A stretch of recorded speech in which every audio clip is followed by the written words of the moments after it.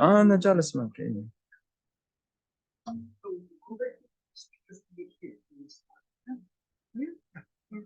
Okay, who's the first one? Ismail Radwan, right? I'm the third. Right. Right.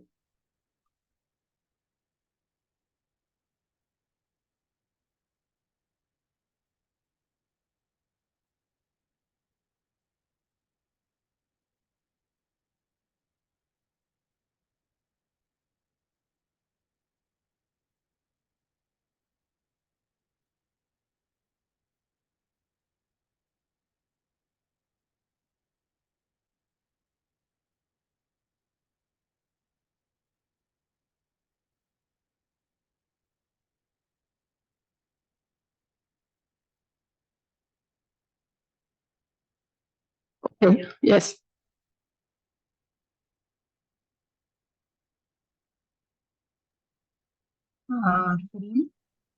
If I may interrupt, can you please share the presentation on the Zoom?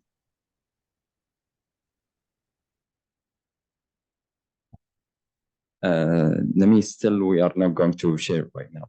Just give Okay. us a moment for introduction. Sure.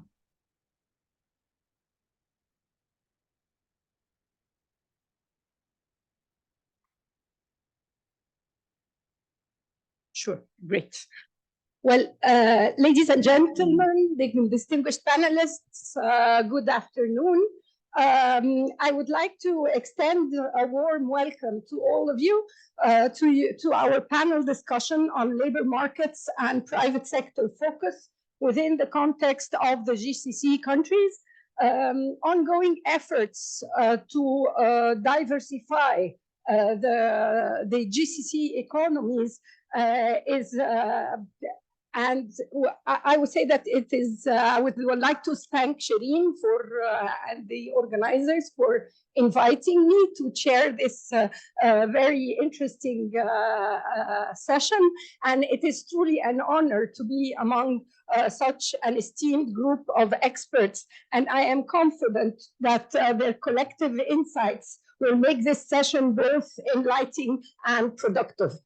As we all know, the GCC countries are steadfastly working to shift their economic landscapes, reducing their reliance on oil and natural gas revenues, and cultivating dynamic private sectors that can serve as viable alternatives. To achieve this transition successfully, labor market reforms should be a centerpiece of their strategies aimed at empowering and nurturing their national workforce, particularly in the private sector.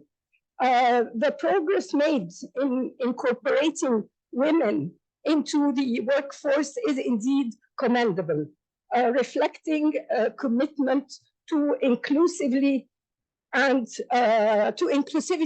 actually, and gender equality. However, these efforts are not without challenges. Issues such as wage disparities, differences in benefits between the private and public sectors, and the need for skills development present hurdles that demand attention. In the exploration of these themes today, we will delve into the complexities of nationalization policies in the GCC countries and consider potential policy proposals. The panelists will also critically analyze the economic dynamic at play, discussing the concept of anthropic economic growth and reverse colonization within the GCC, with a focus on the case of Saudi Arabia. Furthermore, we will examine, or my distinguished panelists today will be examining the alignment of nationalization and diversification policies with the realities. With the realities of the political economy, recognizing that a multifaceted approach is necessary for achieving these ambitious goals. Our panelists, each an expert in their respective fields, will provide an in-depth insight on these crucial topics, offering a wealth of knowledge and fresh perspective. The transition toward diversified economies, the promotion of private sector development, the reduction of imports, and the attraction of foreign direct investments are complex and interrelated challenges. We must carefully consider the interplay between these factors and the implication for labor markets and the private sector. With this in mind, I encourage the panelists to share their insights, experience, and recommendations, as their contribution will undoubtedly enrich our understanding of this multifaceted issue. I also actually invite our audience that is shrinking, given that we are later in the day, to engage actively and ask questions and participate in the discussion that will follow the presentations that will be given by the distinguished panelists. Our first panelist is Professor Ismail Radwan, or Dr. Ismail Radwan, who is the Senior Director for Economics and Investment Strategies at the Public Investment Fund. Dr. Radwan studied economics and politics at Oxford University and then received a master's degree from the University of Pennsylvania. He has lived and worked in more than 30 countries. He worked at the World Bank for around 31 years. And prior to that, he was a principal consultant with PricewaterhouseCoopers in London for economics and strategic at the Economics and Strategic Department. Without further ado, Dr. Radwan, the floor is yours. You have 15 minutes and I will monitor the time. Thank you.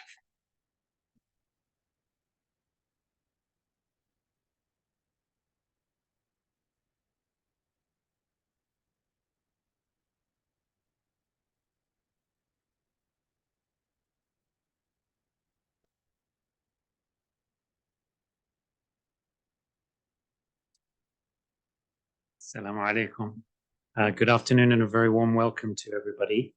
And a warm welcome to everybody online as well. Thank you very much to the organizers for inviting me. Thank you very much, Dr. Shireen and your colleagues, and Dr. Rahala for your introduction, and also Dr. Nadir for organizing us.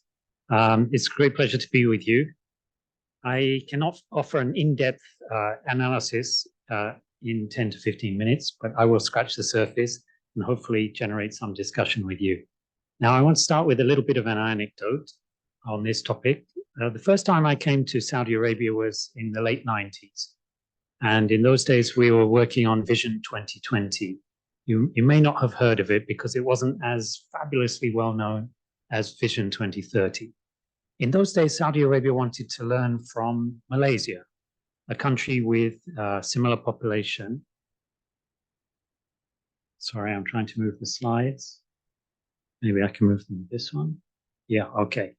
So a Muslim country with oil, country with a similar GDP per capita. So we invited Mahathir from Malaysia, and at the time it was King Fahd, but this is King Abdullah, who was the crown prince at the time, but he was acting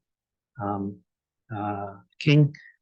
And the reason it's called Vision 20, thank you. The reason it's called Vision 2020 is because Mahathir was an eye doctor. And when you have 20/20 vision, you have perfect sight. I won't say what that means for Vision 2030, but I will say that he was very, very keen on the introduction of women in the labor force. So I remember at the time giving presentations in the run-up to the big launch conference, and I would be in an auditorium like this, a little bit more attendance than today, and there would only be men in the audience. And I remember finishing one of my presentations, and the moderator said, well, after a few questions and answers from the floor, the moderator said, well, let's see if one of the sisters wants to ask a question. And I looked around and there were no sisters there. And then all of a sudden I heard a voice saying, yes, please, I would like to ask Dr. Radwan a question. And of course, they had put all the women on the Princess Noura University and separated all of the women from the men. So this caused a problem because Mahathir said, well, I can come and support Vision 2020, but I have to bring my cabinet with me. And you can see the problem. They said, okay, you can come and your male ministers can come and your female ministers are also welcome, but they will also go in Princess Noura University. So he said, no. He said, if I come, my cabinet comes with me and they stay in the same room. So he insisted, and eventually the Saudi authorities relented. And when he came, he gave the launch, I think it was in 2000, and he said to the Saudi authorities, it's super important to integrate women into the economy. He said, without integrating women, you will be trying to run with one leg. And after he said this, I could, there was a lot of tension in the room. It was very, very quiet. People were looking around, he's talking about women. And then all of a sudden, one person stood up and started clapping. And all of a sudden, everybody was standing with an ovation and clapping. Now, that was in 2000. It took us a long time to pick up that message, but I think we picked it up around 2015. So here is a graph of the women's participation in the labor force. And you can see it's kind of well known now, but in the last few years, we've doubled the participation of women in the labor force. We've gone from around 18% to now 36% in 2023. I don't quite go up to 2023 in this slide, but I will present other slides. The important thing to learn is that this is not a coincidence. It didn't happen by chance. It happened by very, very careful and targeted interventions to change all of the policies around women's participation in the labor force. Starting from 2015, I've highlighted some of them. You can see, for instance, in those days, women were not allowed to drive. So they had the Wasul program to provide safe commuting for women. We had the daycare program, the Cora program for daycare in the office. We passed a lot of legislation against harassment in the workplace, against discrimination. Women could no longer be fired if they were pregnant. We also passed legislation, equal work for equal pay. And many, many different other interventions to allow women to work in the labor force. And that's what happened up until 2020. Now, the other thing that was really important was what was holding us back. If you look at this slide, 99% of people in Saudi Arabia said it would be a great thing if women entered the labor market. So this was not well known. Right? We didn't know about this. We had misguided beliefs that most of the people didn't want women to work, or half the people didn't want women to work. 99% of the population wanted women to work. And you can see almost as high, 96%, were very comfortable with women taking up leadership positions in business as well. And what happened was, when this information was made more widely available, then men realized, okay, it's okay if my wife goes out to work. The other guys will not think of me any differently because they also support women working. And the women looked at these numbers and said, oh, okay, no one is going to look at me differently because I go out of the home to work. So this was really important. And there's a very nice paper by Bernstein and colleagues that talks about the behavioral science experiments that they did when they provided information to people and what happened. So this is a very quick slide on basically the amount of the inactive share of women in the labor force shrinking quickly. And you can see that the big changes came in 2020, right, to the right of the graph. I'm going to talk about those things now. Again, if you have a look at the left-hand graph here, you can see that basically the unemployment rate for men has stayed the same. But for women, it's come down quite dramatically. If you look at this, in 2020, during the pandemic, this was the big reduction. Unemployment has continued as more and more women have joined the labor force. Now, what happened there? I think we did get lucky in a few things. So during the pandemic, we had a lot of expat labor leaving the country because they were either locked down, were not able to do their jobs, et cetera, et cetera. So a lot of people left, not just Saudi Arabia, but throughout the GCC. And women were given the opportunity to work from home, which was great for women who wanted to work, but didn't particularly feel comfortable in working outside of the home. So they had a period of a year or so where they could work at home. At the end of that, they could get used to the working environment and then integrate when we went back to the office. So this is basically what happened. Now, here I just drilled down on what happened in 2020, quarter by quarter. So you can see exactly which women joined the labor force and why. And this is the one thing that's not talked about too much, is this group here in gray. These are prime age and older, so the 30 to 50 age group. It's not just the young women who are joining. And again, here you see this big group here, big group of females, much, much more than the males of the same age. So there were a lot of women at home in that prime age category who then joined the workforce. Now, if I drill down again on some of the statistics to understand who this group were and why they were joining, you can see on the left-hand side again, the male participation rate pretty much stable, and it's the female participation rate that has increased dramatically. And this has allowed total labor force participation to increase in Saudi Arabia at the same time that the unemployment rate has gone down to historic lows. On the right-hand side, you can see which kind of age groups. And this is the green line shows the biggest rate of increase. And you can see it's the 45 to 54 age group. This is where there were a lot of women at home with not a huge amount of education.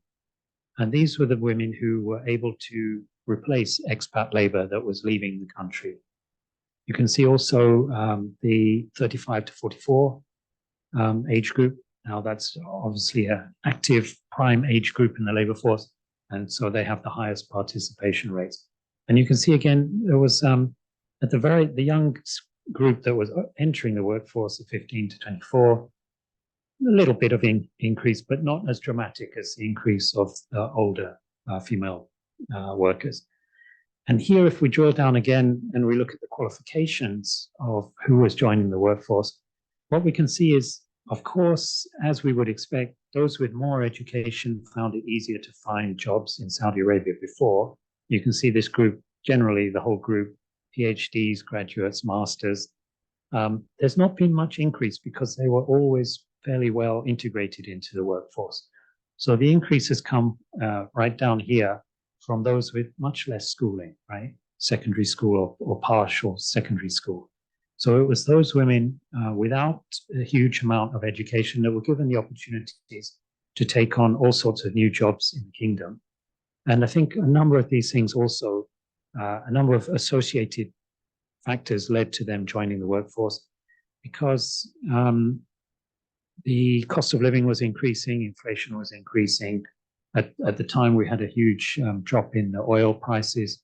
If you remember at the beginning of the pandemic, there were a lot of families that were struggling with one income earning. And so this was also an impetus for more women to join the labor force. Now, this one also shows some of, looking forward, and this is coming to the end of my presentation, some of the challenges that we see right now. What is very interesting is to see where women are going from and to. So it used to be the case that most of the women were in the public sector. Now women in the private sector are more than the women in the public sector. And this is a huge change that happened again during the pandemic time. And it gives you an idea of where the women went into the private sector. And it shouldn't take, I mean, anyone who knows the kingdom will know that, if you go into any hotel, you'll see the receptionists are all Saudi ladies. You can go into the supermarkets, you can go into the retail stores, in the malls, etc.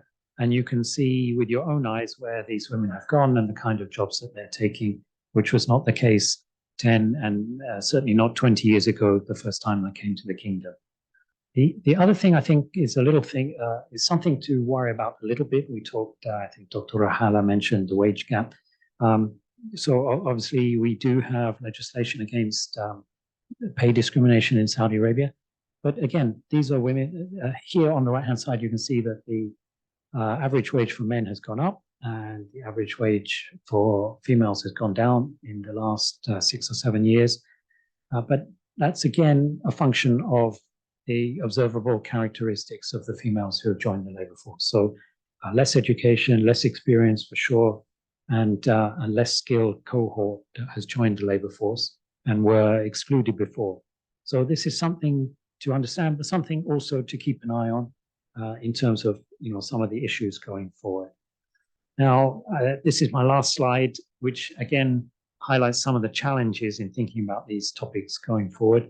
And here we see, I've just highlighted the female unemployment rate. You can see that most of the females who are unemployed are actually graduates, right? They're not people with lower education levels.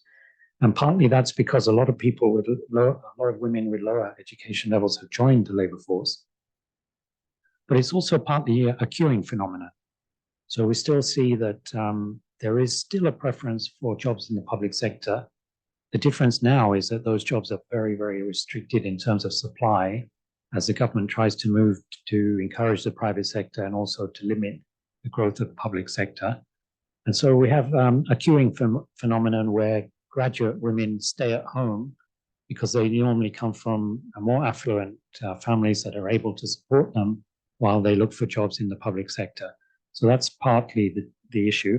And I think this points to the need for having some more behavioral science experiments. So I don't have time to go into all of the details here because we're very limited, but let me say that Saudi women are graduating much more than men now. So they're 55% of the graduates in Saudi Arabia. They're also very much involved in science, technology, education, and mathematics, the STEM subjects. So 38% of STEM graduates are female, but they don't make it to the labor force in quite those numbers, right? So only 17% of jobs, STEM jobs, go to women. So there are stages where women drop out from STEM subjects and either go home or go to other non-STEM areas. So understanding that choice in terms of the transition between academia and the job market is something we'd like to look into in much more detail. And I'm sure you have all sorts of ideas in terms of some of the numbers that I presented. But I think I want to end on a very positive note because I think Saudi Arabia, no other country in the world has managed to increase female labor force participation to the extent that Saudi Arabia has. So if you had asked me, 20 years ago when we were working on Vision 2020, was this possible? I would have been very skeptical. And so the target was to reach 30% female labor force participation by 2030.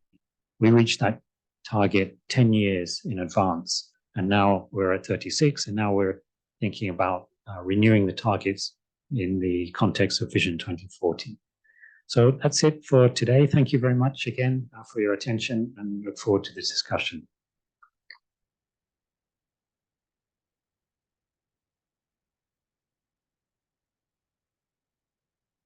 Dr. Radwan, for sharing your expertise and this very interesting data.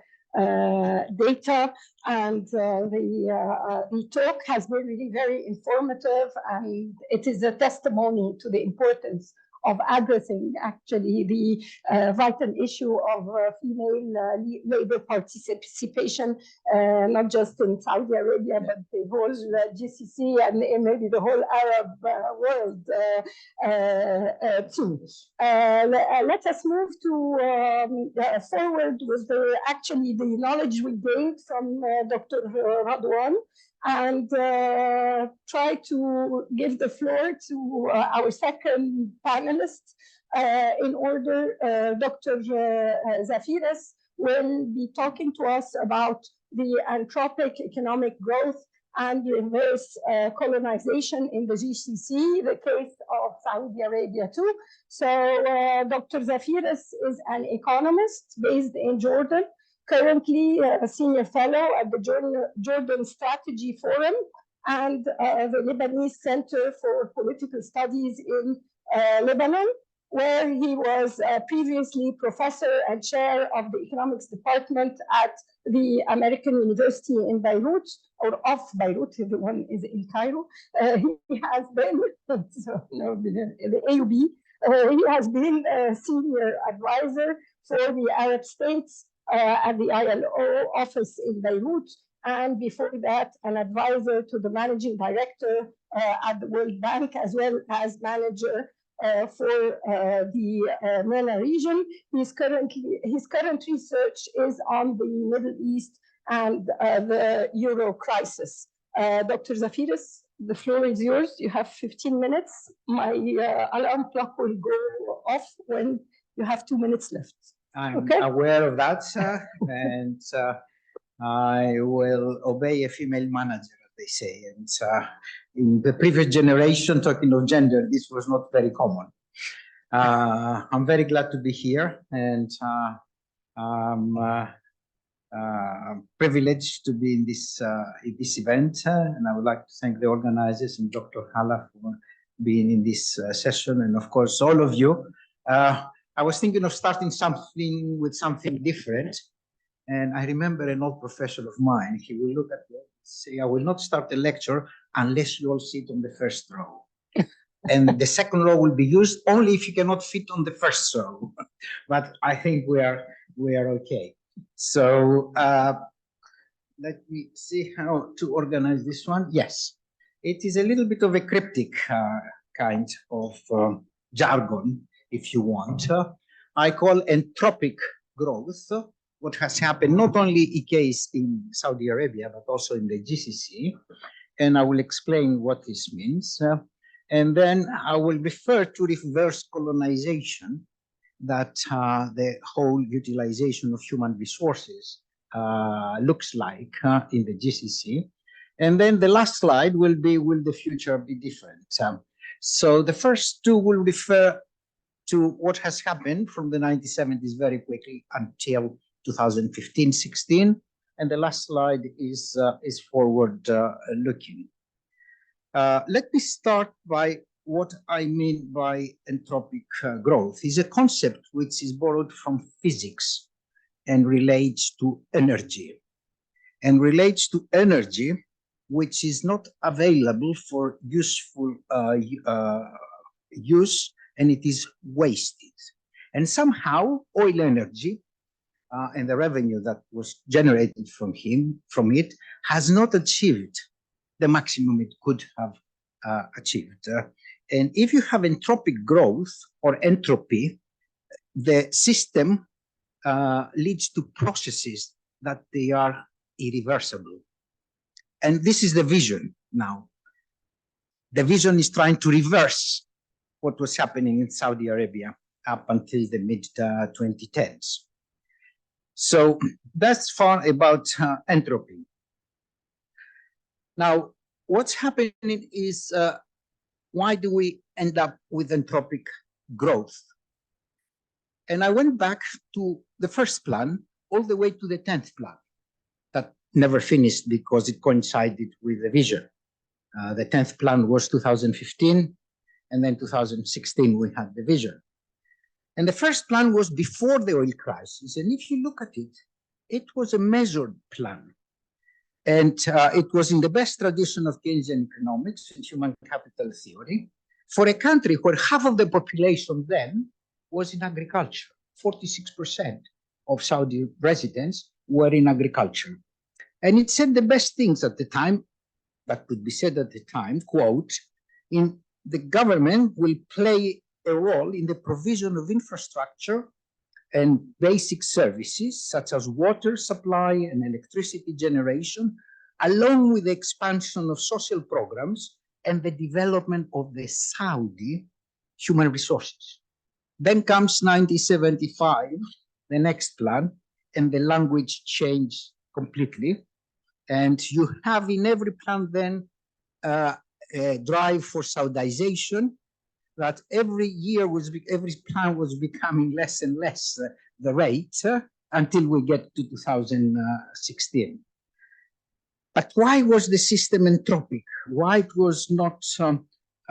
It was so chaotic, and leading to things that did not allow the full use of energy. Here I quote something because it is there and it is on paper. It is put in very strong language, but it can set the limit, if you want, to address and describe the program till the 2010. It's from Stephen Herdog at the London School of Economics. And he says that the economic model that was introduced after the oil crisis, quote, so the oil revenues were used in such a way that led to uncontrolled patronage-based bureaucratic sprawl centered on the royal family, and top-level ministerial officials who became the heads of autonomous bureaucratic fiefdoms. I told you the language is very strong. And like other rentier states, the Saudi regime co-opted society by offering generous social benefits in exchange for political quiescence. End of the quote. So this is effectively describing a chaotic situation, I said in very strong words.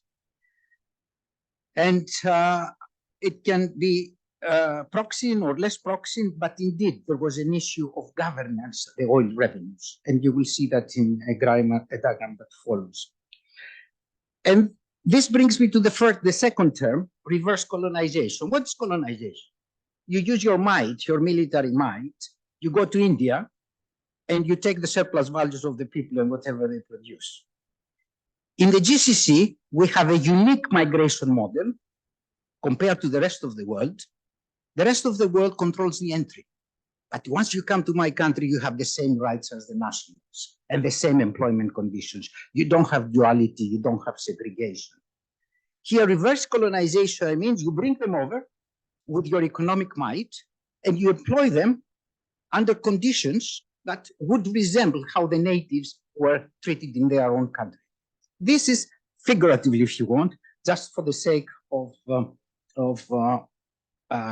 what you call it, shortness of describing the situation. So let's start. I have three sections. One is the economy, the other is the labor market, and the third is the vision. I want to start with this one. It doesn't show. Let me see if it will show here. I don't know how to show where I am. How does this? Anyway, the vertical axis has economic growth per capita. And the horizontal axis has a measure of governance, which is voice and accountability, an index. The idea is that depending on your governance, you have a given rate of economic growth. Or you can take it the other way around, which is once you have enough economic growth, you can afford to have democratic institutions. No matter what the causality is, that's the representation of more than 150 countries in the world. Now, it's, well, where do I look? Why it does not move? Or is it here? No, hello, anybody here? Yeah, it came. Right. So for practical purposes, right, we can partition this into 4 quadrants, okay? And for example, here, where you cannot see at the top, was China. Very high economic growth, but according to the Western kind of voice and accountability, can you elect the government, do you have free speech, what are the media, it's scoring very low. At the other end, there, you have Switzerland and Luxembourg, and Sweden and Denmark and about 10 countries. Now, does this show that the more democracy you have, the less you do economically? The answer is no. Why? Because these countries on the right had high economic growth in the past. They cannot grow on forever. Tall parents cannot have taller children, and short parents have shorter children. That's what we call regression towards the mean. Okay, so don't take the negative relationship here, but this is how things are there. But that's not my point. I was just explaining the diagram. My point is this: all the Arab countries are here, all of them in the wrong quadrants. And especially the green ones, if you see what they are, it's Tunisia, Egypt, Syria that had the Arab Spring. It is also Libya and Yemen, although the situation there is a little bit more complex. Okay? What is Saudi Arabia there? There. Didn't have an Arab Spring or internal conflict. It's not fragile, but it was not doing well all the decade before the 2016. Okay, so did Saudi Arabia use what it got after the 1973? Here I have Norway because everybody puts Norway in the analysis of the GCC. It's the frontier country in terms of good utilization of oil reserves. So in the top here, I have Norway, 300% compared to the 1968. The whole world doubled their income in the last 50 years. Where is Saudi Arabia? There. Look what happened then. This energy was not used. And worse, since 1981, 82, despite whatever was happening and the increase in 2006 or 2007, the real per capita income remained stable. So one cannot but welcome the vision in the sense that that was the only option, no matter what it was. The labor market. I will go quickly through this because you know these things, although this is a little bit of a complex diagram. What it has is productivity here and level of per capita income. This is the income in wages, actually, the labor market. Look the difference between the public sector wages and the private sector wages. Huge. And the productivity, it's the lowest. I mean, the group of the OECD countries, and of course I have China there. Why is that so? What happened? I singularly single out the migration model. In other countries, you go and you have all the rights if you are introduced as a migrant. Here you come and it's a dual labor market. And practically, there are no self-employed Saudis in the labor force. There were 8% in 1991, they went down to 5% in the late 1910s. And nearly all the LSMEs are small-scale undertakings with employees are migrants. The tasatura, as they say. And there was a quotation, if I have time to say it, and I can find it here, that effectively, I can skip it. It is Pakistanis and Egyptians and Indians who do it for practically nothing. That was from another scholar. Okay. Now, the benefits of that model accrued to sponsors. And the job seekers and the young people and the workers were marginalized, the Saudis. So you can see here that the model that has been followed, in addition to eliminating women from the labor force or marginalizing them, it didn't do justice even to men. And created this kind of duality plus the very low productivity. I mean, countries grow by productivity growth. So we have a vicious circle here of the open migration model that they have in the GCC that leads to low productivity, low wages in the private sector. And this is now the public sector situation. Low wages increase the incentives for nationals to go to the public sector. They put pressure on the government for political economic reasons, and the government accommodates. And not only today, but this raises the expectations of nationals. Okay, I mean, this, anyway, raises the expectations of nationals that in the future, they will find job in the public sector. So they go for credentialism rather than acquiring real skills. And then everything else follows and you go back to the original situation. This is just two slides with statistics before I conclude. This is the employment increase between Saudi males and Saudi and non-Saudi males. The gray is the non-Saudi males. And as we heard this morning from Dr. Majid, that every time the oil price increased, then yes, this is this slide, and I finished. We heard that whenever the oil price went up, the non-Saudis increased. You see from 2008, the expatriates, over the whole period, From 2.6, the expatriates went to 6.7. They increased by 4 million. The Saudis increased from 2 million to 4 million, by 2 million. So there were much more expatriates being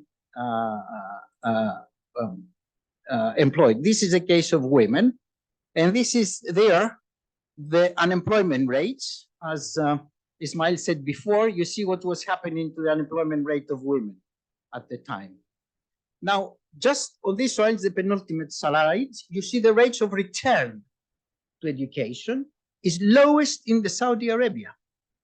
2.1, extra year of education increases your income by 2% and 1.4% for women. In the world is 3-4 times more than that. So even education did not have an impact. Productivity was low even in the public and private sector. And this is the loss that we had because women were not working. And in the case of Saudi Arabia, this is the loss because of the non-participation of women in the economy. You can see the red line is the case of women. Okay, and this is the last slide. Granted, and as Dr. Ismail said, the gender gap in the labor force is being addressed, the kafala system is being relaxed, and protections for migrants are introduced. Several measures are placing restrictions on employers to hire workers, and there are a lot of visionary activities in construction and NEOM and the like. I don't have an assessment of the vision, but I want to mention these facts here. In terms of the economy, the Vision 2030 says that the non-for-profit sector's employment will increase from 11,000 to 1 million. This is not entropic growth, this is astronomical growth. Imagine in 15 years to go from 11,000 to 1 million. It means you double every year. The share of SMEs would increase from 20% to 35%. This means the SMEs will be growing by 10%. Which SMEs? The Tasatur type of SMEs. The share of non-oil exports to GDP would increase from 16 to 50%. This is annual rate growth of 17%, almost double that of China. Overall, the required annual growth rate of the private sector should be no lower than 9% every year during all the years of the vision. These are stretch targets and well done, because unless you have an ambition, you will never move forward. We're halfway through the Vision 2030 from 2016, another 7 years to 2030. So I haven't done an evaluation, perhaps you know more, to see how far we have covered of that. In terms of governance, all these achievements were to be achieved, 300 targets in all, I just selected the macroeconomic ones, were to be achieved through the coordination of 25 ministries and agencies that we will see oversee 150 IPOs. So it's a question mark, and inshallah we'll be here in the 4th ERF GCE conference, and we can follow in this one. Thank you very much.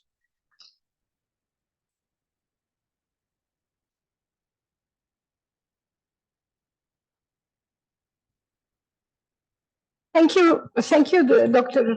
Zafiris, for the compelling statistics and anecdotes that actually I think has allowed us to gain deeper understanding of the challenges and opportunities that are faced by the Saudi Arabia or the women or the labor force in more general terms, if one can say that.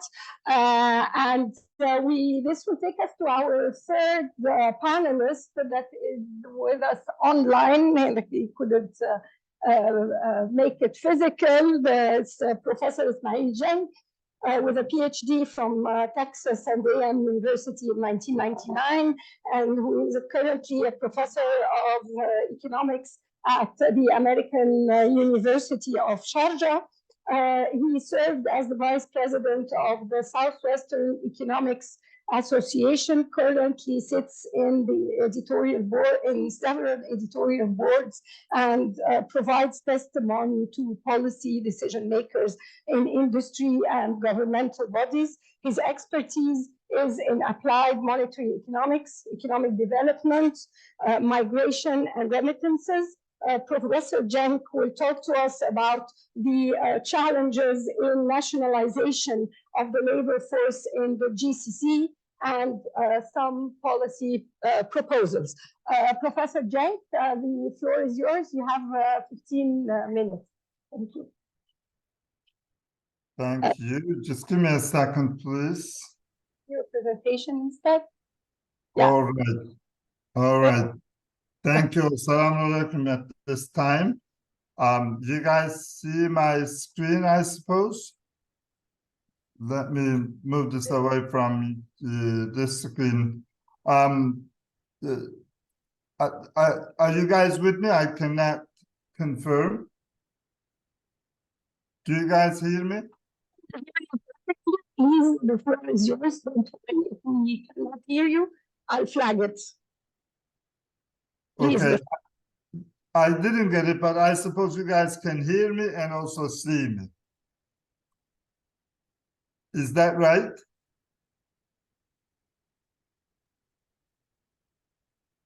Yes, yes, it's right. All right, excellent. So without any further ado, let me move on. Obviously, I can imagine that everybody in the panel and audience knows about the GCC market. So I'm not going to spend too much time on it because I rather would like to talk about some policy proposals. First of all, we know that GCC economies are heavily dependent upon the foreign labor, and GCC economies have the workers that come to GCC are largely from the Indian subcontinent. And I am doing some work as we speak to show, for example, that a great number of remittances which go to these Indian subcontinent countries go from the GCC. So GCC is the source of the remittances for Indian subcontinent, and Indian subcontinent is largely the source of labor for GCC. However, if you look at these markets, the Indian subcontinent economies are very low productivity countries. And based on that, if you look at the GCC, on the other hand, we have very small share of skilled labor migration. That means that we attract from the same region of the world, we attract workers from the same region of the world, and usually they are low-skilled workers. The economy in the GCC is heavily dependent upon natural resources, and those natural resources are also heavily worked on by the foreign workforce. So our revenue base is pretty limited. And due to the nature of our economies in the GCC, women participation is also a challenge, except for industries usually which are in the services sector. So I'm just going to now talk about a few policy proposals, and I think this is where I would like to dwell on. First of all, what do we do for the further development of the economy? I would say, well, we better keep the talent at home. The GCC has a lot of universities that I know it from the UAE and also in other countries in the GCC. A lot of these universities turn out a lot of graduates. But we really don't know how they are participating in the job market. I would say that the college graduates are the most important asset that any country can have for the immediate economic development. Yes, we know that high-tech industries are developed by scientists, engineers, etc., with high levels of education. We understand that. like PhDs and stuff like that. But if you look at the overall economy, college graduates contribute the most to the economic development of almost any country. So my suggestion in that regard would be that the governments, for example, should place value on good schools, good colleges, not just any Mickey Mouse university, but a real university with real outcome. And how do you measure those outcomes? Well, this is just a quick thought. I would say if depending on how fast your graduates find employment, I, as a government, will give you some favor. Some resources are going to flow to your university, and you will benefit from these government opportunities, etc., depending on how fast your graduates find job. And that's as I said, is based on the fact that those valuable graduates should be employed, taken advantage of, and used in the economy. That's the first policy proposal. Second issue is the tech industry. Now, we all know that economic theory tells us that, apart from the solo growth theory, human capital is the biggest contributor to the economic development. At least the more recent theories say so. In other words, again, apart from the solo theory, solo economic growth theory, we know that the technology is crucial. Now, I'm not talking about earth-shaking, groundbreaking technology. Yes, we need PhDs and blah, blah, blah to generate perhaps some of these technologies. But more common technology can be generated by less qualified people. However, I would say that we have to invest quite heavily. To the degree of wasting resources, we have to invest in technology. And in my opinion, this is what I always say, technology is the biggest equalizer in the world. You could have a simple cell phone and you could write an app in it and the whole world opens up for you. I think if we encourage our workforce, especially the young workforce, to think about what the market needs and tries to satisfy those market needs, I think we will do ourselves pretty good service. So in any policy circle, my recommendation is that, invest in technology. And then give the sense of ownership to people. We have this debate about whether we should allow remittances flow out of the country. There's a lot of debate whether remittances are good or bad, etc. George Neville, Ali Termos, and I wrote several times on the value of remittances in different ways. But that's beside the point. Even right now, by the way, a couple of days ago, I read in the paper that Germany is trying to tax remittances. So whether that's a good idea or a bad idea is irrelevant. Point here is that if you want to keep those remittances at home, give people a sense of ownership. So what that means is give people the idea that they are here to stay, not to go.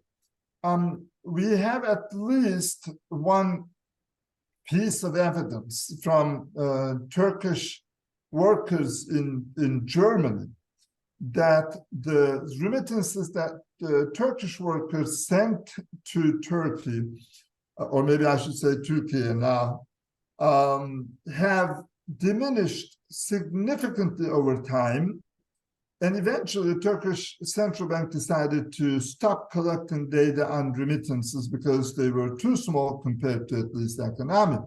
What that means is that if you tell people that, look, you're going to stay here, this is your place, this is your country or whatever, depending on the legal arrangements, they tend to also invest in those countries. For example, recently, we have a long-term visa, what we call golden visa in the UAE, which tries to keep people here. And I think this is a pretty smart idea, and we should think about even more in-depth applications of these ideas.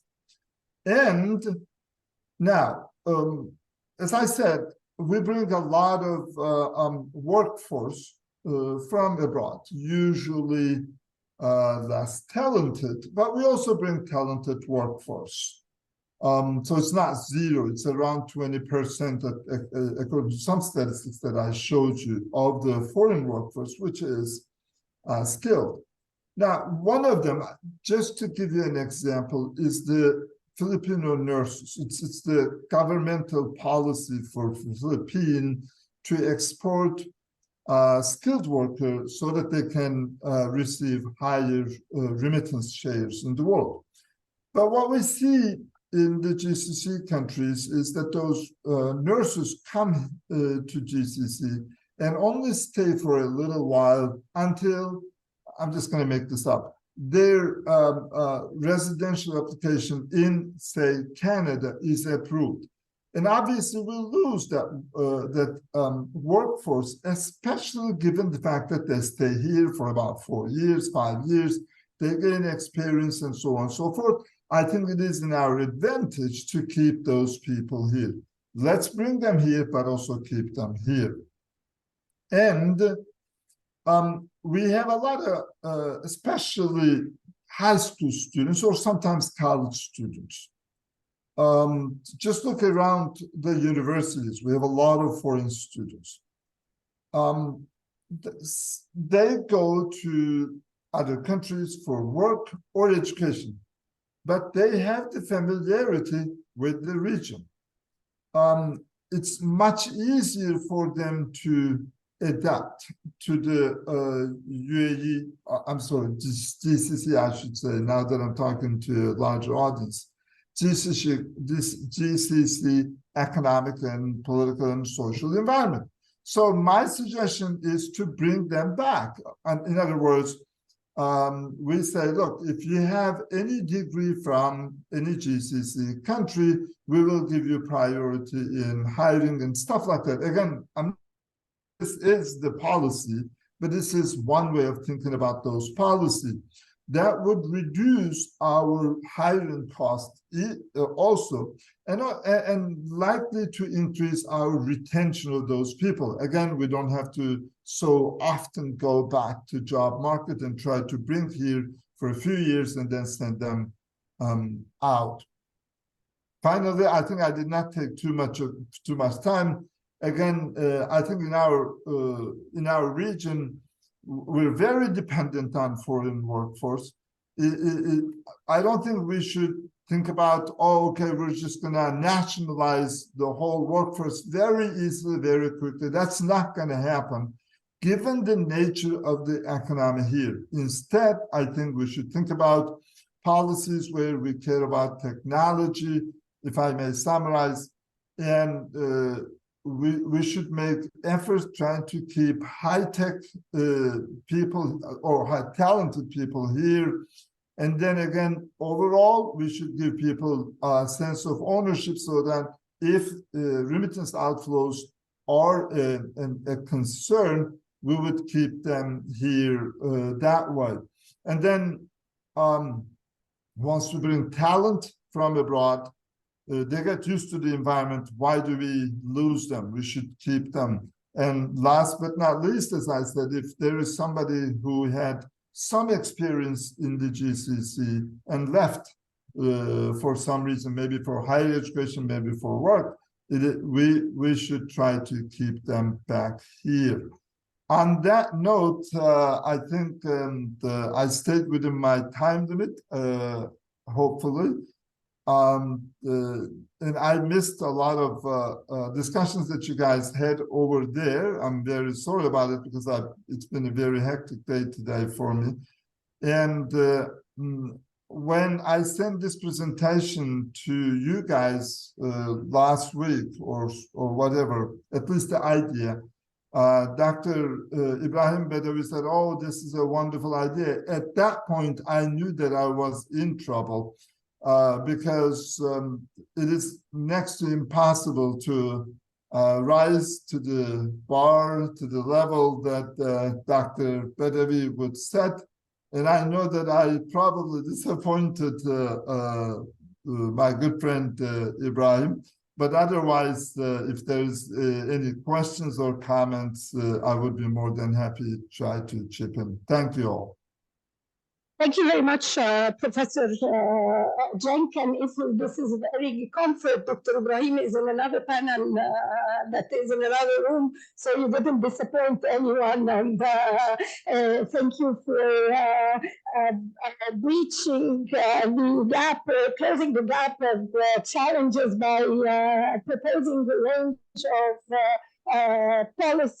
policies that highlights the importance of technology and the human capital, the domestic or the foreign ones that have good talent. So we hope that you have the time to stay with us until the end of the panel, because we still have another panelist, Dr. Riyadh, who is a senior fellow and director of research and director of the Governance and Development Program with the Middle East Council on Global Affairs. Dr. Qabbani also serves as non-resident senior fellow with a foreign policy program at the Brookings Institution in Washington, D.C., and is also our own research fellow at the Economic Research Forum, and development researcher and practitioner with over 20 years of experience. Dr. Qabbani serves as a senior fellow.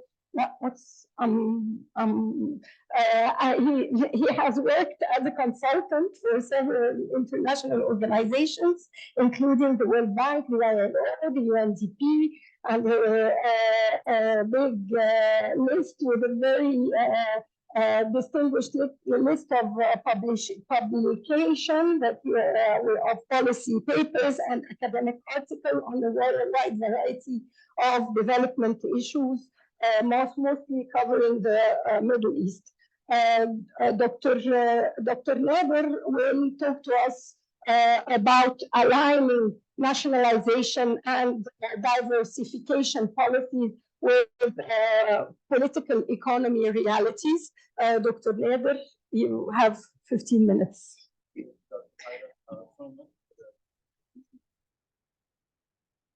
This is on. Can you hear me? Okay. I know it's difficult to go last after such a distinguished presentations on really some interesting subjects. And so what I was hoping to do with this presentation is very much kind of put together some of the thinking that I've been trying to do on the context of diversification and nationalization policies in the GCC. And thanks very much to ERF for inviting me and for working with us on putting together this panel. So the idea is that just the GCC economies have been trying for decades to essentially reduce their dependence on hydrocarbons. We know this. The argument is that past policies have not adequately considered their political economies, the political economies of these countries. So this is kind of the framework for what the observation for we're talking about. And the idea is that Gulf states basically share or pass along economic rents from oil and natural gas to their citizens through a variety of channels, including social services, employment, and business opportunities. And these allow citizens to access their legitimate share of the oil wealth. However, these channels, as we know, create also market distortions and weaken efforts to develop competitive economies. And so this is kind of the situation that Gulf countries find themselves in. The argument here is that in order to succeed, these nationalization and economic diversification policies must align better with their political economy realities, or if you want, the social contract. And so what is the challenge here? Challenge really is to kind of translate this observation into a proper analytical framework or narrative, which can be used to have a dialogue with policymakers and to set a research agenda. And I'm going to kind of go through a couple of examples to kind of showcase what I'm thinking and why I think this is important. And in fact, the subtle change of thinking that's required to kind of adopt this. So thinking in terms of this, you're an oil-based, an economy that has oil production and revenues, and some of those revenues goes towards savings for future generations through sovereign wealth funds. The rest are passed along through services. These include subsidies, energy subsidies, or food price subsidies, public services, health, education. We know that, which obviously citizens can access better than migrant workers. Jobs, both in the public sector and subsidized jobs in the private sector, and then business opportunities. We talked about briefly some exclusive contracts and licenses and product problems those create, but also infrastructures and institutions, building highways and buildings and new cities. And all these are basically a way to help citizens access their share of the wealth. Okay, let's unpack this a bit. I'm going to go through this a little bit quickly so that we have enough time for discussion at the end. The first thing we know is that, economic diversification has happened. So the hydrocarbon sector as a share of the GDP is around 40%, with different stages across different countries, mostly depending on really where they are in terms of their economic diversification policies, as well as how much oil they have left. So Bahrain is running out of oil faster than others, and so you see that it represents a lower share of GDP. Oman is following closely, and the UAE, especially spearheaded by Dubai, has actually gone quite a bit in terms of their economic diversification efforts. But what this does not really capture is economic activities, construction, infrastructure, and others that are supported through revenues of oil and gas. And it's important to know that, because the question is, what is real economic diversification? It's really when, let's say, things turn off, that suddenly the question is, can these activities be sustained without support from revenues from oil and gas? And this is a question that we really don't have a strong handle on. And it's a very important one, I think, to be able to answer this question. Unpacking this a bit further, if you look at kind of the dependence on oil and gas in terms of government revenues, it's a much starker picture, where you have most governments still rely on oil and gas revenues up to about 80% of their revenues. Saudi Arabia is better, and UAE is obviously better in terms of moving further along. But we do see that there is still a strong reliance on oil and gas. The private sector is not growing to the point where it's generating alternative sources of taxes and revenues for the government to maintain its services. This is a very important point. Another important point, which was also raised by Zafidis, is the issue of what are you going to replace oil and gas exports with? Countries will still have to import everything from cars to inputs into manufacturing to food, heavy reliance on imported food, and they're going to have to export something in return.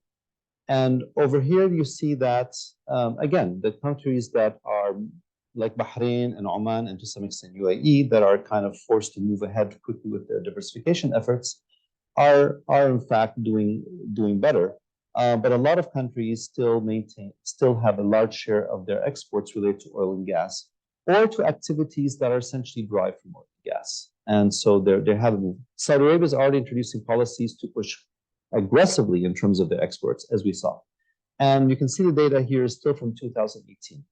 So part of the thing that we need to do, and I'm arguing for over here, is you need more transparency in this. Countries need to be a bit more transparency into unpacking their national accounts in terms of, this is our revenue from oil and gas. These are revenues from activities that are reliant indirectly on oil and gas, and these are real diversified economic activities. allowing that kind of a transparency can really help policymakers identify what they're doing. And in fact, what I found, the reason why it's 2018 is I tried to update these slides. The data that I've been using actually don't allow me to update these slides. In fact, we're going backwards in terms of transparency. There's still publications going on in terms of, let's say, GDP growth, in non-oil GDP growth and oil-related GDP growth. But if you want to actually calculate these figures for, let's say, 2020, you can't. The data is no longer quite available.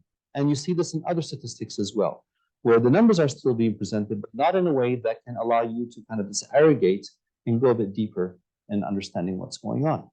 So that's a key observation here. And it's important to get a handle on this, because a lot of diversification efforts really are government-led. And those can be either good diversification or they can hide structural problems. So projects supported by overland revenues can displace real diversification. Lots of examples. So, I mean, can Qatar, for example, host the kinds of sports events that it's doing without revenues from oil and gas? Is this real economic diversification? Or right now, Qatar is leading the region in terms of, let's say, educational institutions. They have a lot of institutions as part of Qatar Foundation, like Georgetown, Northwestern, Carnegie Mellon. Can these institutions remain, and can the higher education sector be as strong as it is without revenues from oil and gas? Have they really been able to diversify in that direction? And the answer is frankly no. So these are showing up in national accounts as diversified activities, but in reality, they're not. And the question, and being a bit more transparent in this, can really help identify what's really driving diversification, what's not, without being essentially caught off guard in terms of thinking that you're diversifying when in fact nothing's happening. The same thing also applies to rents passed on to business owners through exclusive licenses and contracts. Yes, that's going to happen in almost any economy in the region, in a rentier state. But to what extent are these in sectors that are not necessarily driving diversification economic growth, that are going to happen anyway, versus those sectors that are really core elements of diversification? That's where you don't want to mess around with exclusive licenses and contracts. You want to leave certain sectors of the economy fairly competitive. But it's very difficult to disentangle that and to have a very clear sense for policymakers of what share of the economy really is being driven by competitive sectors or firms that are in competitive industries and are potentially export oriented. Same thing with subsidies. You do need subsidies to support economic growth and help developing sectors, but at the same time, this can create a sort of dependence. And you need to unpack that to really understand what's going on here. So the key story here is the issue, really, I think, of being more transparency in terms of reporting of these various phenomena. Turning to an example from the labor markets, which I think can also shed light on this issue, is we do know that national share of employment are still very much in the public sector in some countries, Kuwait, Qatar, and the UAE, and they represent more of a share of the private sector in places like Oman, Bahrain, and Saudi Arabia. Oman and Bahrain, because they have less revenues from hydrocarbons, and Saudi Arabia, simply the sheer size of the population means that you can't have jobs for everybody in the public sector. Unpacking this a little bit, I wanted to insert the slide here a little bit because there is some interesting dimensions here that we've seen in terms of women's employment. It's also those countries that you see in the Gulf, women are taking on greater share of the private sector. And we do know that women prefer jobs in the public sector. But what's really interesting here is, as opposed to cases like Egypt, where you do see, or even Jordan, where you do see reduction in female labor force participation because there aren't any jobs in the government sector anymore, women seem to be making the transition to the private sector in the Gulf when there are no jobs available. And that's a very interesting result and needs to be looked at further. So something's happening right in the Gulf in terms of supporting women's transition by providing them the kind of atmosphere, the kind of job characteristics that they're willing to accept and work in. And so that's something worth noting, but you can only understand that through unpacking and the data behind these observations. Same thing with looking at youth employment. again, we know that youth employment is an issue. If you look at some of the publications by the World Bank and others, they mention unemployment rates for young people being quite low, but it's not focusing on nationals. You do need to disaggregate that and look what's happening with citizens. And here you find, in fact, that in most countries, it's actually fairly high, if you can find the data. I mean, the latest data I could find for the UAE, for example, is 2009. And, well, unemployment rates of over 25%, if you can believe that. And they no longer have that publication up, they've hidden it. So what's happened since? We don't know. The data isn't quite there. Saudi Arabia has actually made a tremendous improvements because the data for young Saudis for a long time indicated youth unemployment rates of around 42%. And it's been steadily going down over the past 5 years. So they've actually, even though it's the highest here, they've actually made tremendous improvements in terms of creating jobs for young nationals. But again, these are important questions to ask in the context of this. And a lot of this is driven by, as was mentioned, people lining up for jobs in the government sector, even when those jobs don't necessarily exist. I want to get into an example a little bit about how this would work. I'm going to put it in the context of some of the concluding thoughts. One, again, is the importance of GCC nationalization to better align with political economy realities, and the importance of an analytic framework based on increased transparency of those realities. But I want to talk a little bit about what that would mean in the context of, let's say, labor markets. Can you imagine? Was already mentioned in both previous speakers, Ismail's and Zafir's, the issue of the interest in public sector employment, and partly because it's driven by higher wages and higher benefits and better job characteristics. And the problem happens is that people see these public sector jobs essentially as a way of accessing their share of the wealth. That's the political economy of the situation. But in fact, what's really happening is not the job itself that's an ability to get their share of the wealth. It's only the wage premium offered by the public sector. It's the marginal difference between the public sector wage and what they would get in the private sector. But that's not clear. As a result, you have people taking public sector jobs and often treating them like a right. So this is my job, this is my access, and that leads to less productivity potentially, it leads to less engagement, and it leads to this sense of entitlement in terms of these jobs. Imagine just changing that and say, listen, this is the basic wage for public sector job. It's comparable to what they would get in the private sector for their level of education. And this is a social wage, the premium that you're getting for accessing your share of the wealth. And imagine also you can take that social wage with you to a job in the private sector. So you also be able to basically not lose that benefit.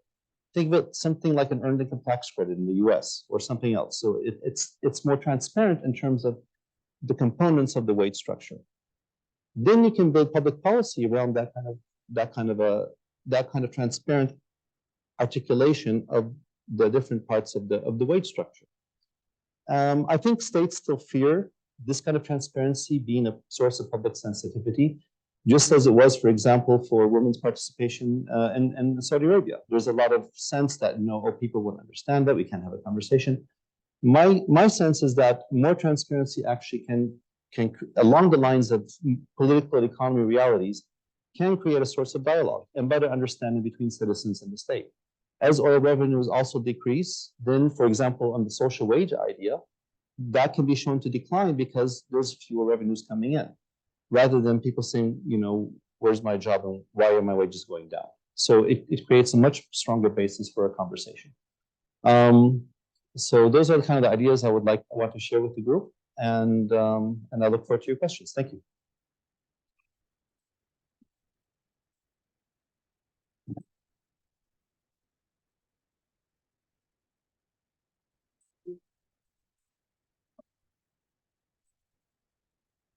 Thank you very much, Dr. Nader, for this journey into nationalization, diversification policies, and its relationship to the political economy and a social contract that I guess is more toward more inclusivity and equitability. And I would say that it's not just prosperity, but improved governance in general is called upon.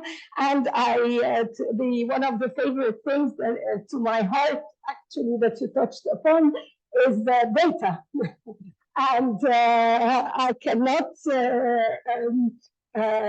strengthen enough the importance of the availability, accessibility, and reliability of data, not just in the GCC countries, but in the whole Arab world that is quite challenging, that is impeding to, is holding our hands as researchers and also for policy makers to have good evidence-based policy research is inevitable to have this data issue come up on top of the agenda. I don't want to use the power of the chair or abuse of it, and because we're soon running out of time, and I don't want Shireen to be angry. So I open the floor. We have a hand here. If we can have a microphone, please, and another hand. And it would be good if you can briefly introduce yourself and ask a direct question to our distinguished panelists. And I hope that Ismail Jenkins also still with us in case there is a question for him. Please here or here. Okay.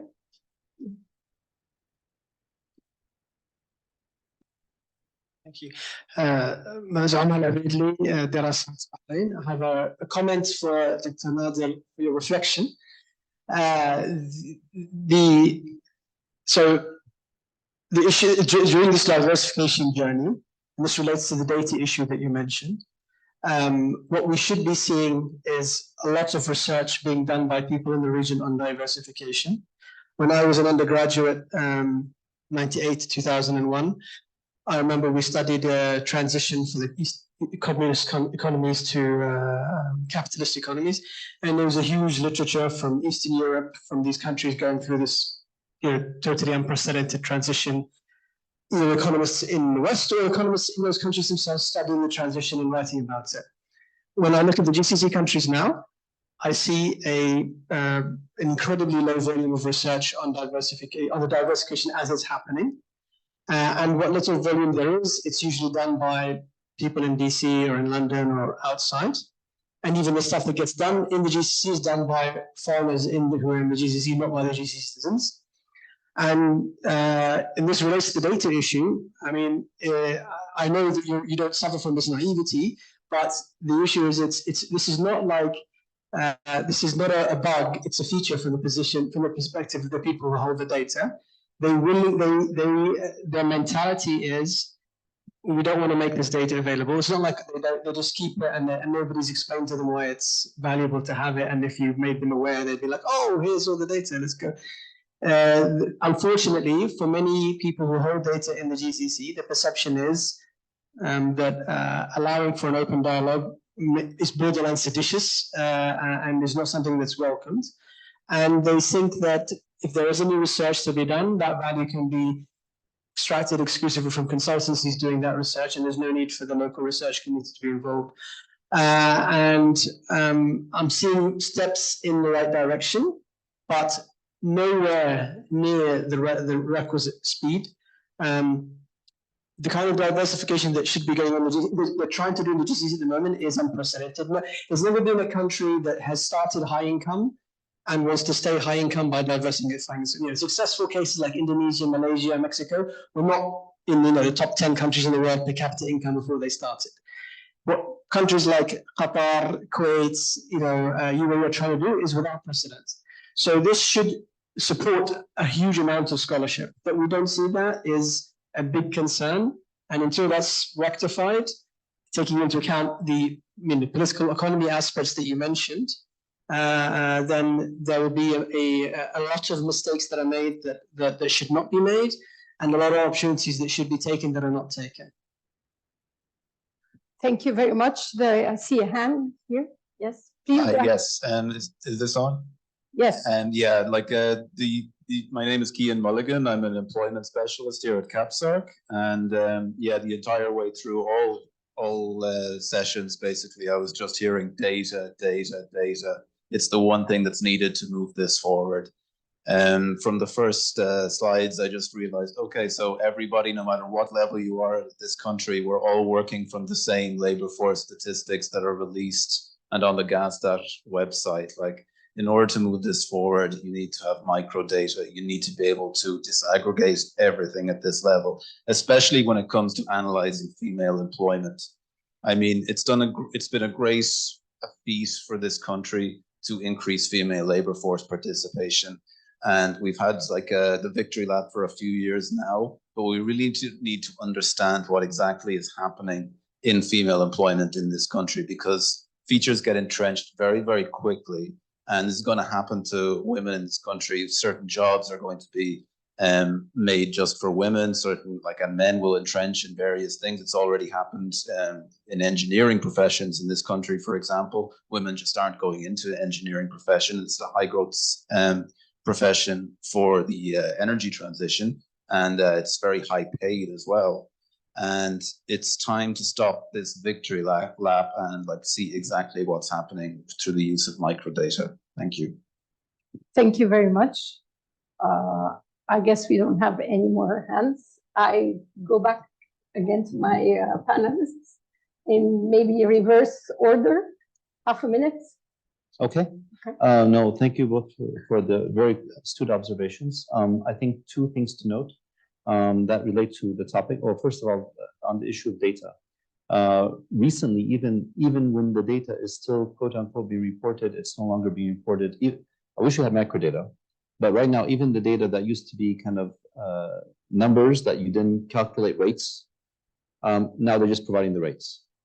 And so you can't even go back and kind of engineer some of these numbers that I have, unfortunately. So, I mean, I was just going to start by updating these and then go deeper. I couldn't even update the numbers I had, let alone go deeper. So that, even though technically the data is still available in some form, but it's no longer as usable as it was. The second thing quickly is about this middle part about the political economy.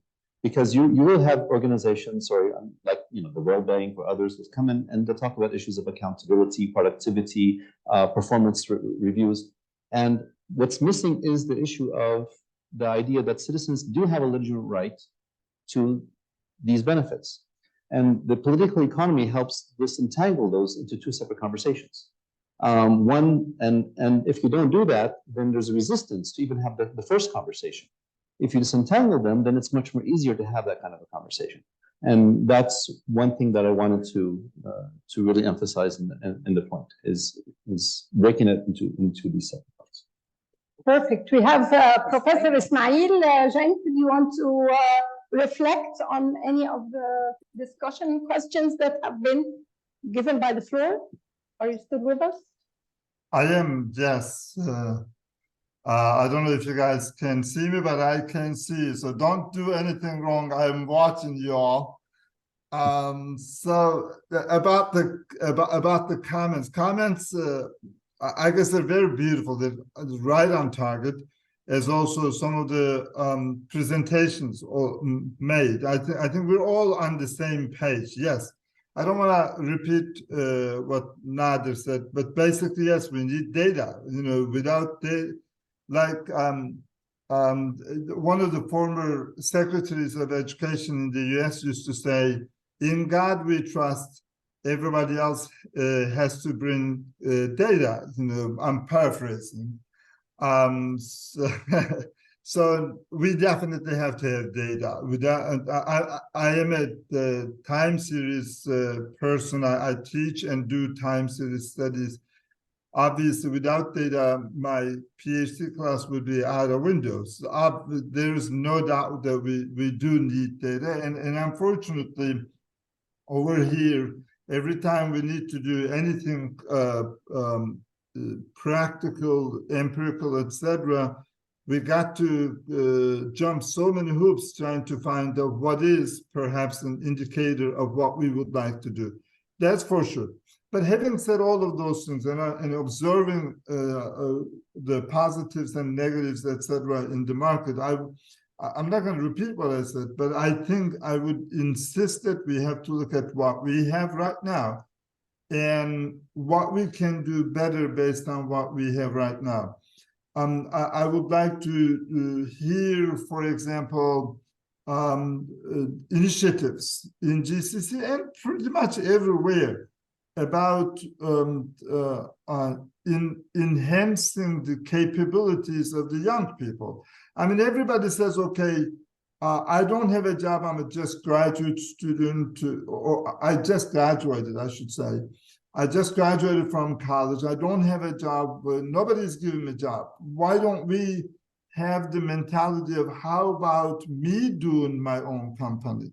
And I don't have pipe dreams here. I'm not trying to say that everybody will be Elon Musk or something, but I think if we get into the mindset of generating rather than always consuming, our students could come up with wonderful ideas, and those ideas could be helpful and economically very, very beneficial. I don't want to repeat everything that I said, but I think we have a lot of resources.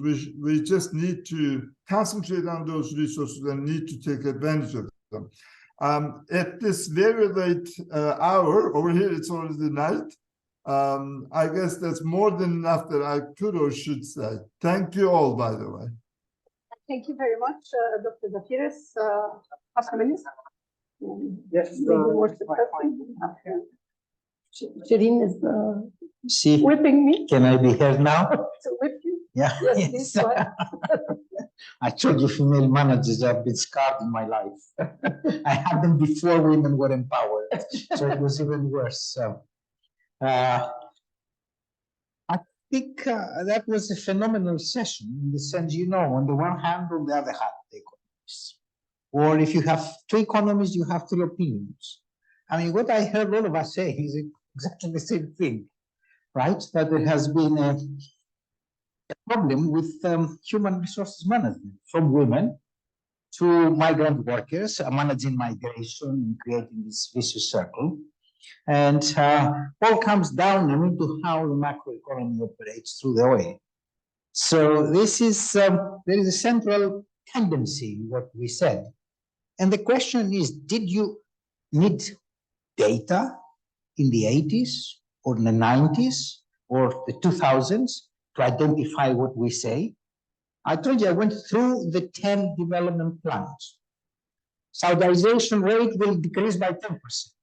You come there, you have the data. It increased by 3 percentage points. It will decrease by another 10%. It increased by another. You don't need the data at the level for the big policy tickets, right? So there is a question of data and there is a question of will. And has the state been captured by what they call the insider elites? I don't want to go long, but before 2011, the word chronic capitalism did not exist in the World Bank and the IMF kind vocabulary. Since 2011, if you read everything, it was chronic capitalism with Mubarak, with Ben Ali, with everybody. We had the data. I mean, why did we come up with that term after? So the issue here is there a will? And that's the big question. If there's no will, you cannot do much. You mentioned something, the gentleman on the left, but yes, things are happening, but are happening slowly. This is the problem. We live in a globalizing world, and what matters is not how many reforms you do in Saudi Arabia or whatever it is, but how fast the world moves, how fast you move relatively to the others. And the question is the GCC moving as fast enough as Malaysia or Indonesia? So these are the things that come from this session. And I will conclude with something that runs very well in English. If you don't get the facts will get you, right? And perhaps we've reached that point with where we are in the world now. Just the final point, if I can, if you allow me. Why there's a problem with the interpretation of facts? Where do we live now? We live in a period of deflation. Why? Because we have high inflation. Ask economists and ask citizens how they see the situation. Economists say, we are okay. We tame it. The trend, the rate is flattening up. The Fed kept the interest rates the same. The Bank of England did the same. So the economists say, we are okay, Jack. Go to the people. What they will tell you, it's horrible this year. The prices are higher than last year. Why? The people look at levels. We look at rates. And this difference now defines what the government will do and whether the government will be re-elected and what message it will put. So this is just as a thought, I mean, the disjoint between what I showed, voice and accountability, economic growth and governance and all the things that we mentioned today. Thank you very much, Dr. Ismail. Thank you very much again for having me. I will be very quick. I'd just like to make 2 points, really. I think the first point is really about data availability. And here I want to say there is more data than I think was presented today. So, you know, Dr. Nader, you presented from the World Bank Economic Monitors from 2017, 2018. But while I was at the World Bank, while I was at the World Bank, we published every 6 months the Gulf Economic Monitor. The last one was earlier this year. It has data much more up to date than the one you presented. So this data is available. Also, when I was in Kuwait, we had a lot more disaggregated data available on youth unemployment. So I think presenting from 2017 and 2018, given the rapid nature of the changes we've had in the last 5 years, doesn't, you know, present an accurate picture. So I want to say also, okay, so data can get better. GASTAT is in the process of updating all sorts of the survey data, rebasing, and presenting more data online. I think what they do is they present a decent set of numbers. There are some numbers that are not presented on the website that they've collected. It's a question of data cleaning. If you look at what SAMA produces every month, it's very, very detailed. So I think, you know, we can all talk about, you know, the need to have better data, but I think there's good data out there, and we're trying to do the best we can to improve that data going forward. I think on one last topic, there are Dr. Nader, I thought the idea of social wage was interesting. It's already there in Kuwait, as you know. Yes. Yes. So, and I think the experience hasn't been a positive one. So this is something we can take offline. I don't think it's the panacea that's going to solve any of the issues in the labor market. But thank you again for sharing your ideas. Thank you very much. And I think there has been commendable changes in the labor force and hopefully in the private sector more in the future. And I have to say that when there is a will, there is a way. Yeah. So thank you very much. And yeah, I'll give you that. Thank you very much. And I think we will be back here in 15 minutes. So quick health break and thank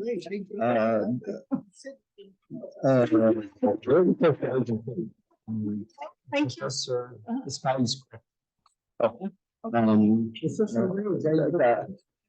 Yes. And Professor. I tell you. Professor Ismail, if you're still on, we will put you so we can have the panel picture. I'm here. Okay, good. So yeah, so you can be with us in the picture then. Great. That would be great. عايز توقفنا قدام الترابيزه ولا ورا؟ In front? What? Okay. Can we have the picture and then you have continue the discussion? No, Behind here? yeah. You go like this, so that we have the guy in this. Soon.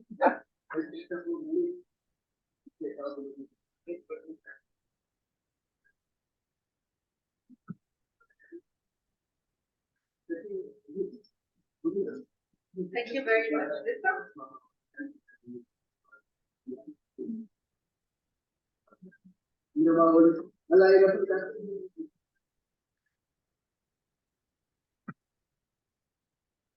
Thank you. Thank you very much, Professor Jenkinson, for keeping you that late. Thank you. No problem. Thank you all.